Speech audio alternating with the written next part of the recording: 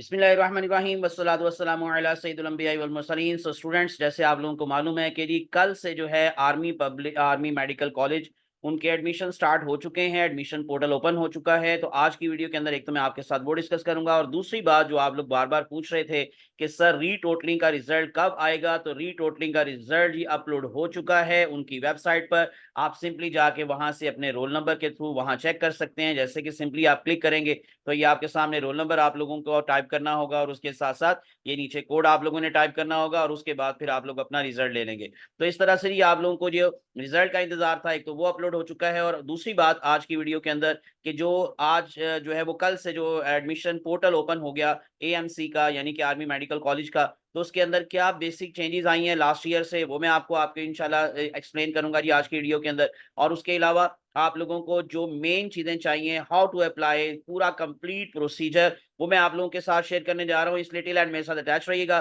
तो मैं आपको लिए चलता हूँ डायरेक्टली उनकी जो हमारे पास एडमिशन के हवाले से जो चीजें हैं, यानी कि स्पेशली जो हमारे पास सबसे पहले तो जो एड है, और उसके अंदर जो आपको इंपॉर्टेंट चीजें नोट करनी है वो जरा सुन लें। So admission open in army medical college Rawalpindi. So 49th batch है ये एमबीबीएस का, और 27th बैच है बीडीएस का, सेशन 2024 एंड 2025।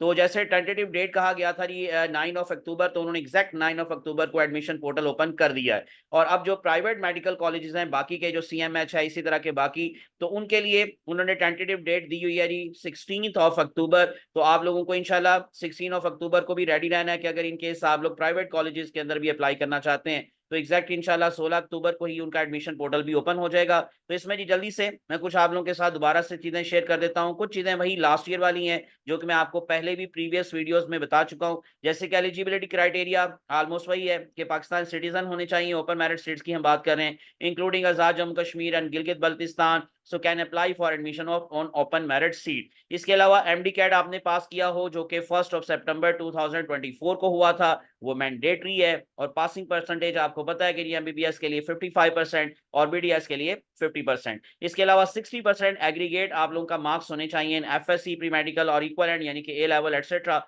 तो उसमें 60% नंबर आप लोगों के होने चाहिए।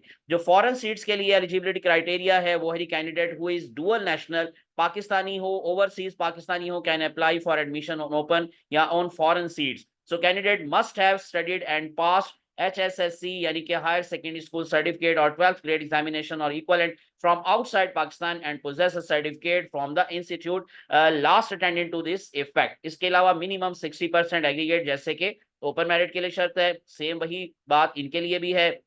So having minimum 12 years of education in at least 3 subjects आप लोगों के होने चाहिए, आपके रिजल्ट कार्ड के ऊपर मेंशन होने चाहिए कि आपने ये स्टडी की हो, बायोलॉजी, केमिस्ट्री, और उसके बाद फिजिक्स और मैथ। इस तरह से passing AMCAT nums 2024 held on 1 September 2024 with minimum 55% marks in MBBS for MBBS and 50% for BDS, वही सेम शराइत। लेकिन इसमें एम कैट यूएसए और यू कैट जो यूके का है जी with 50% marks in the subject as prescribed above, ये भी शामिल हो सकता है। तो उसके बाद फिर जो वेटेज फार्मूला जी सेम वही है, 50% आप लोग इसमें शामिल करेंगे अपने नम्स के रिजल्ट का। इस तरह से 40% आप लोगों का जो एफएससी है या आप लोगों का ए लेवल एटसेट्रा, और उसके बाद फिर 10% आपका मैट्रिक या कि इक्विवेलेंट यानी कि ओ लेवल। उसके बाद स्केजुअल, ये बड़ा इंपॉर्टेंट है अगेन आप लोगों के लिए। स्टार्टिंग डेट तो आपको पता ही 9 अक्टूबर है, लेकिन जो क्लोजिंग डेट है वो नोट कर ले, वो है 25 अक्टूबर। ये फर्स्ट जो हमारे पास फीस है, यानी कि जो in other words late fees ज्यादा है, और जारी बात है कि ये जो फर्स्ट जो हमारे पास जो आ रही है फीस, वो है 6200। ये लास्ट टाइम 5000 थी, और इस दफा उन्होंने बढ़ा दी है जी 1200 ज्यादा कर दी है। तो 6200 non refundable for local candidates, और 36,000 नॉन रिफंडेबल फॉर फॉरेन और the dual national overseas candidates. और इसकी लास्ट डेट आपको दी गई है ये फीस के साथ, इस फीस के साथ फ्राइडे 25 अक्टूबर 2024 बाय 16 जो है वो पीएम, यानी कि इन अदर वर्ड्स 4 बजे शाम तक आप लोगों को ये जुम्मे को, फ्राइडे को 25 अक्टूबर तक ये फीस जमा करवानी होगी। और उसके बाद फिर अगर आप लेट हो जाते हैं तो फिर लेट फी आप लोगों के लिए क्या है, 7,500 फॉर लोकल कैंडिडेट्स और 42,000 फॉर फॉरेन डुअल नेशनल। और इसमें जो लास्ट डेट है लेट फी के साथ, वो है 1 नवंबर 2024। अब इसमें एक स्पेशल केस भी है, जो कि स्पेशली बच्चे इंप्रूव करते हैं और उनका रिजल्ट थोड़ा लेट आता है, तो वो मैं आपको बाद में बताता हूँ कि उनके लिए जो 15 नवंबर जो है वो डेट दी गई है और उनके लिए स्पेशल ईमेल एड्रेस भी उन्होंने प्रोवाइड किया है कि आप वहां पर अपना सारा कुछ अपलोड करेंगे या इन अदर वर्ड्स वहां पर आप लोग सबमिट करवाएंगे। वो मैं अभी आपके साथ बाद में डिस्कस करता हूँ। तो ये अभी जो हम आम बात कर रहे हैं कि जो एक आम फीस के साथ लास्ट डेट है वो 25 अक्टूबर, और लेट फीस के साथ जो आपकी लास्ट डेट है वो 1 नवंबर है, यानी कि 1 नवंबर। उसके बाद फिर आप लोग की जो provisional merit list for MBBS लगेगी एएमसी की, वो मंडे को 18 नवंबर 2024 को इंशाल्लाह लगेगी। और इसी तरह से जो बीडीएस की प्रोविजनल मेरिट लिस्ट है वो 30 दिसंबर को 2024, तो तकरीबन कोई यूं समझ लें कि 1 डेढ़ माह के बाद बीडीएस की जो फर्स्ट जो प्रोविजनल लिस्ट है वो लगाएंगे, और एमबीबीएस की पहले लगेगी जी 18 नवंबर को। तो ये डेट्स आपको याद रखनी है। और उसके बाद फिर क्लासेस का आगाज जो होगा एमबीबीएस का वो 13 जनवरी को, और बीडीएस की क्लासेस का आगाज होगा जी 27 जनवरी को। जो यूएचएस है उसमें आपको मालूम है कि जी क्लासेस थोड़ा सा लेट स्टार्ट होती हैं, 1 फरवरी आपको कहा गया है एमबीबीएस इन यूएचएस, और इसी तरह से जो 1 मार्च है उसमें बीडीएस। तो एनीवेज उसके बाद फिर हाउ टू अप्लाई के लिए आपको सिंपली उनकी वेबसाइट पे जाना है, अपना अकाउंट इन अदर वर्ड्स आपको अगर बनाना है तो कैसे, और अगर इन केस ऑलरेडी बना हुआ है तो कैसे, वो भी मैं आपके साथ चीजें डिस्कस करता हूँ। और इंपॉर्टेंट चीज क्या है कि आपके पास अपना आईडी कार्ड होना चाहिए। So is mandatory for students age 18 and above. अगर आपकी उम्र 18 साल या उससे ज्यादा है तो आपका अपना आईडी कार्ड यूज होगा, आप अपने गार्डियन का या अपने पेरेंट्स का आईडी कार्ड यूज नहीं करेंगे। कैंडिडेट्स हैविंग फॉरेन क्वालिफिकेशन जैसे कि ओ लेवल है या ए लेवल है shall have to upload the equivalent certificate issued by the IBCC at the time of submission. इस तरह से shall be sole responsibility of the candidate to submit complete application along with the required documents. So application once submitted shall be considered final and cannot be changed by the applicant. तो closing date के बाद बिल्कुल भी ये change नहीं हो सकेगी। So applications shall be submitted through online portal only. Hard copies are not acceptable. अगर आपने कोई कॉपी बना के रखनी है तो अपने रिकॉर्ड के लिए उनको किसी चीज की जरूरत नहीं है। इवन जो आप फीस भी जमा करवाएंगे उसका भी चलान फॉर्म अपलोड करने की जरूरत नहीं है। So university shall cancel any provisional admission where the credentials, जो आप लोग डॉक्यूमेंट्स अपलोड करेंगे अगर उसमें कोई वेरिफिकेशन के हवाले से कोई भी चीज फेक निकली तो फिर आप लोगों की एप्लीकेशन वहीं पर रिजेक्ट हो जाएगी। So candidates applying as paying candidates, अगर आप पेइंग कैंडिडेट्स के तौर पर अप्लाई कर रहे हैं तो must apply online for army medical college on open merit. आप लोगों ने सबसे पहले ओपन मेरिट के लिए ही अप्लाई करना है, और वो मैं आपको प्रीवियस वीडियोस में बता चुका हूं कि आप लोगों को अगर इन केस आप ऐप जो है वो पेइंग कैंडिडेट्स के लिए अप्लाई करते हैं तो उसके लिए फिर आपको अलग से अलग बताया जाता है, कॉल करके बताया जाता है, उसकी अलग से मेरिट लिस्ट नहीं लगती। तो इसी वजह से आपने ओपन मेरिट के लिए ही अप्लाई करना होता है।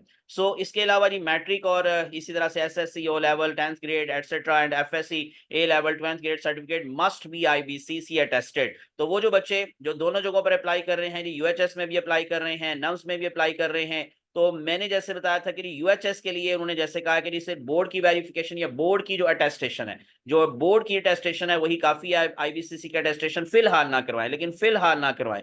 ये मैं दोबारा से क्लियर कर दूं कि जब आपका कॉलेज में एडमिशन फाइनल हो जाएगा तो तब आपको आईबीसीसी की अटेस्टेशन की जरूरत अगेन पड़ेगी। तो अगर किसी ने टाइम लिया हुआ है, अपॉइंटमेंट ली हुई है और वो आईबीसीसी अटेस्टेशन करवाना चाहता तो करवाए, जरूर करवाए, क्योंकि नम्स के लिए मस्ट है। नम्स वालों ने कोई रायत नहीं दी, कोई कंसेशन नहीं दी, तो इसी वजह से आईबीसीसी के अटेस्टेशन अगर किसी ने टाइम लिया हुआ है तो करवा लें। क्योंकि कॉलेज का जब आपका एडमिशन फाइनल हो जाएगा, अगर इनकेस अल्लाह करे आप लोगों का मेरिट में नेम आ जाता है, तो फिर आपको कॉलेज में एडमिशन के वक्त आईबीसीसी की अटेस्टेड ओरिजिनल डॉक्यूमेंट्स आपको वहां पे जमा करवाना होते हैं। तो इसलिए ये जरूरी है कि आप करवा ही लें। तो एप्लीकेशंस फॉर इम्प्रूव्ड रिजल्ट्स और एफएससी, जैसे अभी मैं आपको बता रहा था पीछे कि उनके लिए क्या है जी 15 नवंबर को डेट दी गई है। और उसके अलावा ये आप लोगों को नीचे एड्रेस वगैरह भी नजर आ रहा है। और इसके अलावा अब मैं आपको जरा लेके चलता हूं जो मैंडेटरी डॉक्यूमेंट्स के अलावा हाउ टू अप्लाई, यानी कि आप लोगों को कंप्लीट प्रोसीजर में दोबारा से समझा दूं। ये आप लोगों ने जी उनकी सिंपली कैसे का क्या करना होगा, वेबसाइट पे जाना होगा। सो registration form for MBBS army medical college shall be filled online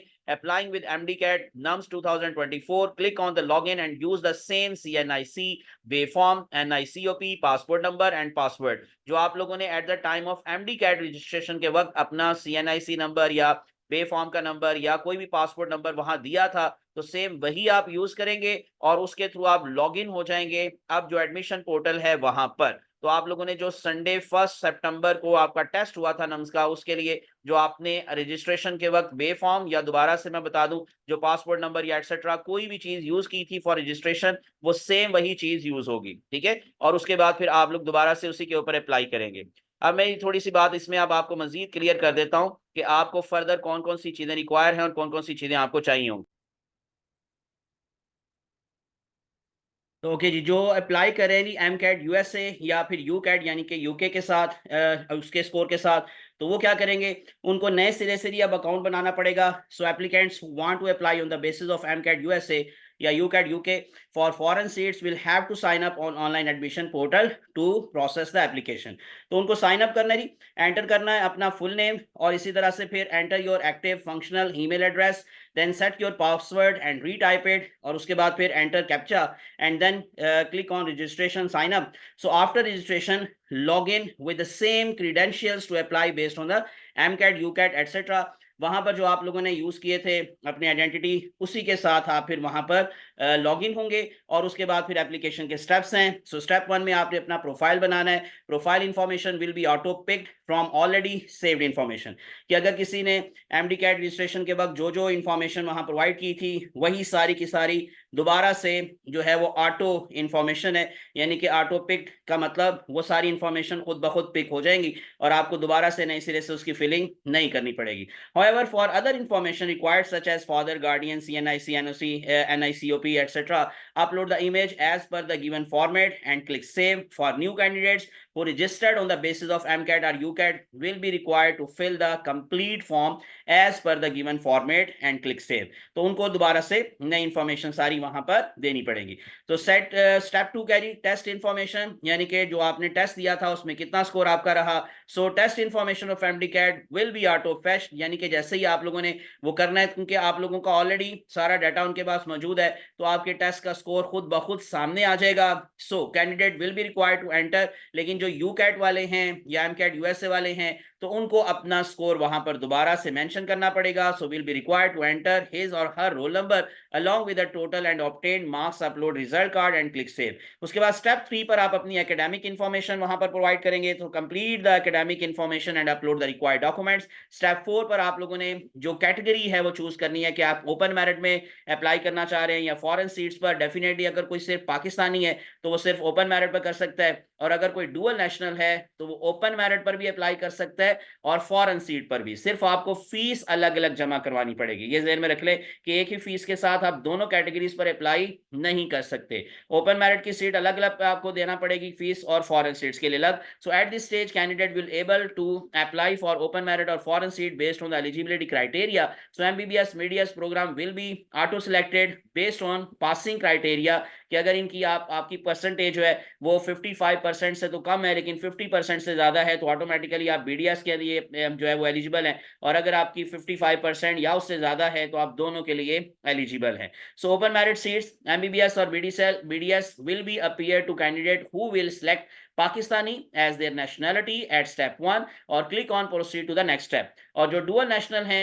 so foreign seats will be appear to candidate who will select dual national or overseas Pakistani as their nationality at step 1। So candidate will upload the certificate of last attended institution confirming last 2 years of HSSC 12th grade for जो है from abroad। Click on proceed to next step। Step 5 पर ही आप fees पे करने के लिए चलान form आप लोगों का मिलेगा आपको। Payment can be made by the debit, credit card, invoice और इंटरनेट, मोबाइल, ओटीसी। आप किसी भी प्रोसेस से अपनी फीस जमा करवा सकते हैं। सो पेमेंट वाया डेबिट और क्रेडिट कार्ड अगर आप जमा करवाना चाहते हैं, so option is use for the payment. Please click pay now, enter valid card number, can expire card expiry, और इसके अलावा CVV and proceed by the clicking on pay now. And then अगर आप इंटरनेट, मोबाइल या OTC के through अपनी fees जमा करवाना चाहते हैं, so option is used for the payment। Click how to pay to check payment process। For online banking options for more information click here to see the list। और उसके बाद फिर unique consumer quick pay ID is used for the payment through the internet banking and bank counter। So candidates with dual nationality or overseas Pakistanis will have the option to pay the application processing fee for both open merit and foreign seat। जैसे मैं अभी आपको बता रहा था कि आपको दोनों फीस पे करनी है अगर आप दोनों कैटेगरीज पर अप्लाई करना चाहते हैं। so they can choose to pay for either the open merit seat, the foreign seat or both। तो अगर आप दोनों के लिए करना चाहते हैं तो आपको दोनों फीस पे करनी पड़ेगी। ओपन मेरिट की फीस दोबारा से जो पहले भी मैंने बता दी कि 6,200 और लेट फी क्या है जी 7,500, और फॉरेन सीट्स के लिए 36,000 और लेट फी क्या है 42,000। सो उसके बाद फिर स्टेप 6 है preview and submit the application once payment is successfully updated. जब आपकी पेमेंट हो गई सबमिट, then candidates will render and undertaking before preview the application. After preview click on submit application for both open merit and foreign seats where applicable. और उसके बाद फिर आपकी एक दफा जब एप्लीकेशन सबमिट हो जाएगी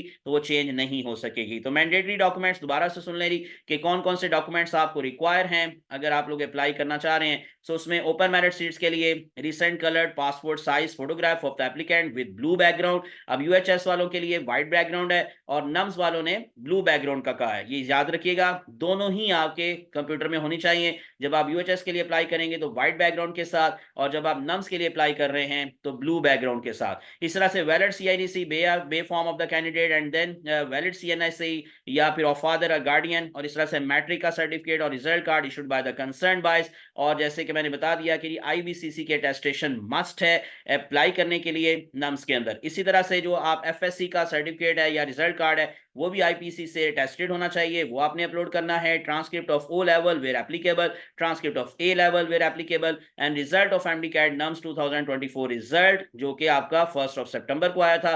तो उसका भी जो रिजल्ट है उसका आप लोगों ने सिंपली अपलोड करना है जी उसकी पिक लेकर। सो फॉरेन सीट्स के लिए रिसेंट कलर्ड पासपोर्ट साइज, इसी तरह से एनआईसीओपी, देन एनआईसीओपी का जो फादर का गार्डियन का है, और इस तरह से candidate will render a certificate. ये चीज इजाफी है जो कि फॉरेन सीट्स के ऊपर अप्लाई करने के लिए चाहिए कि candidate will render a certificate from the institution last attended confirming last 2 years of schooling from the abroad. और इसी तरह से मैट्रिक का उसी तरह से result card issued by the BISE और फॉरेन इंस्टीट्यूट, और उसके बाद फिर उसकी टेस्टेशन होनी चाहिए। देन एफएससी का भी इसी तरह से है या ए लेवल का भी इसी तरह से है, और ट्रांसक्रिप्ट ऑफ 10th ग्रेड और O level and then 12th grade and A level. So result of MD CAT held on 1 September, या एमडी कैट जो आपका यूएसए एम कैट यूएसए है या यू कैट जो है वो भी आप एप्लीकेबल है, तो वो भी आप इसमें अप्लाई कर सकते हैं।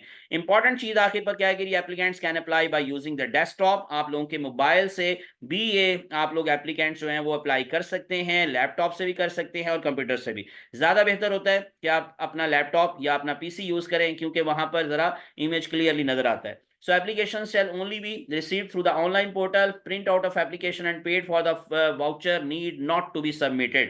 आप अपने रिकॉर्ड के लिए रखना चाहते हैं रखें, लेकिन ये चीज अपलोड करने की ये चीज जो है वो आपको वहां पर बाई हैंड या सबमिट करवाने की जरूरत नहीं है इस तरह से। So possession of CNIC is mandatory for students age 18 and above, और उसके साथ साथ candidates having O level 10th grade and A level and 12th grade will have to upload the equivalent certificate issued by the IBCC. It shall be so responsibility, बाकी वही है कि आप लोगों ने पहले चेक कर लेना है कि सारी चीजें आपने कोई फेक तो नहीं है, कोई गलत तो नहीं है, क्योंकि जो भी अगर इनकेस गलत हुआ तो उसकी रिस्पांसिबिलिटी आपकी होगी। यूनिवर्सिटी किसी किस्म का भी क्लेम कबूल नहीं करेगी। ये थी सारी बातें, और ये है जी वो हमारे पास ईमेल एड्रेस जहां पर जो इम्प्रूवमेंट वाले कैंडिडेट्स हैं जो इम्प्रूव कर रहे हैं रिजल्ट्स को, और उनका अगर इनकेस अभी तक रिजल्ट नहीं आया तो 15 नवंबर उनको डेट दी गई है। अदरवाइज 1 नवंबर जो है वो लास्ट डेट है। तो 15 नवंबर सिर्फ उनके लिए जो इम्प्रूव्ड रिजल्ट्स के साथ अप्लाई करना चाहते हैं तो उनके लिए ये ईमेल एड्रेस है mbbs.bds.admission@numspark.edu.pk। ये थी सारी बातें जो मैंने आपको दोबारा से क्लियर कर दी। उम्मीद है कि आप लोगों के काफी पॉइंट्स क्लियर हैं, और अगर इनके स्टिल आपके ज़हन में कोई कंफ्यूजन है, कोई क्वेश्चन है, तो आप कमेंट्स में मुझसे पूछ सकते हैं। और इसके अलावा आप लोग व्हाट्सएप पर भी मुझसे रब्ता कर सकते हैं +92346139 मैं दोबारा बोल देता हूँ अपना नंबर +92346139 और इस पर आप मुझसे रब्ता कर सकते हैं। अल्लाह आप सबका हामी नासिर हो। मुझे अपनी दुआ में याद रखिएगा। जज़ाकुमुल्लाहु खैरन कसीरा। अस्सलामु अलैकुम रहमतुल्लाहि व बरकातुहू। अल्लाह हाफिज़।